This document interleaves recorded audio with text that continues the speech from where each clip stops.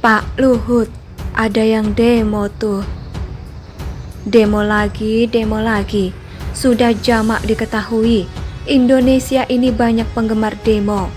Punya banyak bohir yang siap katakanlah berinvestasi, banyak pengangguran.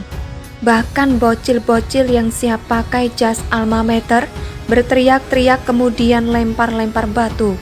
Juga punya lumayan pengamat yang siap jadi tukang kompor.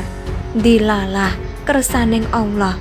Indonesia kok yo dianugerahi bejibun elit-elit politik yang gemar kowar-kowar yang memancing kegaduhan, hingga datanglah para pendemo itu.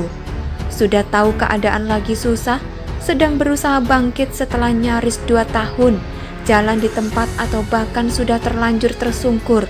Kok yo tega-teganya bikin komentar yang memancing panasnya suasana. Ya, mereka tidak akan mungkin kesusahan seperti rakyat kebanyakan. Tapi Mbok Yo jangan begitu caranya. Mbok Yo yang sopan sedikit, jangan asal mentang-mentang bisa. Partai Golkar, PAN, PKB melalui para petingginya diketahui pernah mewacanakan penundaan pemilu atau penambahan masa periode jabatan presiden. Beberapa menteri juga menyampaikannya, tapi yang terlihat paling serius agaknya adalah Menteri Koordinator Bidang Kemaritiman dan Investasi atau Menko Marves, Luhut Binsar Panjaitan. Iya, Opung Luhut. Ini serius, karena Pak Luhut bawa-bawa big data segala. Betul. Selain itu, manuver Pak Luhut juga lebih rajin daripada elit-elit lainnya yang berpendapat sama dengan beliau itu. Pokoknya satset, batbet lah.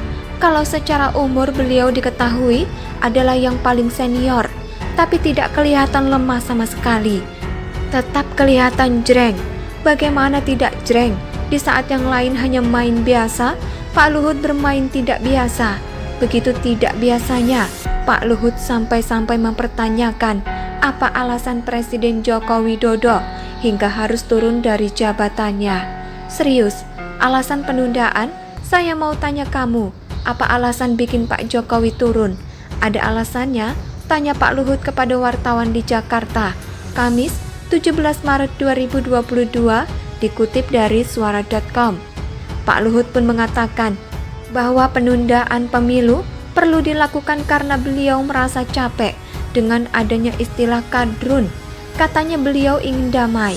Beliau pun bahkan mempertanyakan kenapa mesti terburu-buru. Lah, ingin damai? Nyatanya sekarang, salah satunya karena isu penundaan pemilu itu, malah ada demo, damai dari Hong Kong.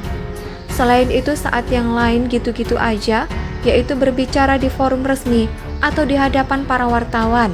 Pak Luhut menambahnya dengan rela tergopoh-gopoh, mendatangi Deddy Corbuzier, termasuk dengan bawa-bawa big data tadi. Nah, ini juga menarik, soal big data itu. Begini, ketika dengan big data Pak Luhut merasa tahu bahwa keinginan rakyat adalah pemilu perlu ditunda. Kenapa terkait minyak goreng, beliau terkesan menjadi pilon, bahkan negara seperti kebingungan.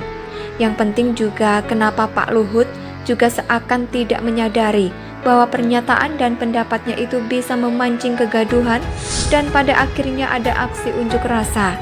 Iya, kenapa untuk hal seperti itu big data seakan menjadi begitu gobloknya?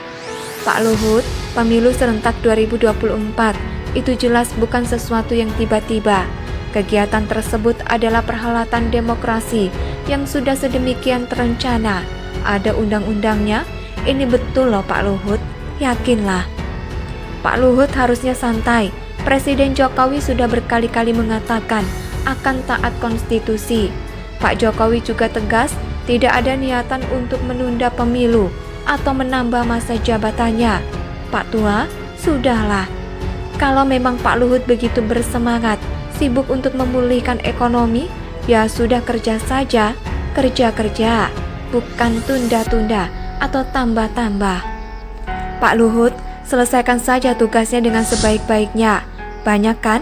Sudah ditambah oleh Pak Jokowi juga kan? Kalau belum punya jagoan, kan masih ada kurang lebih 2 tahun.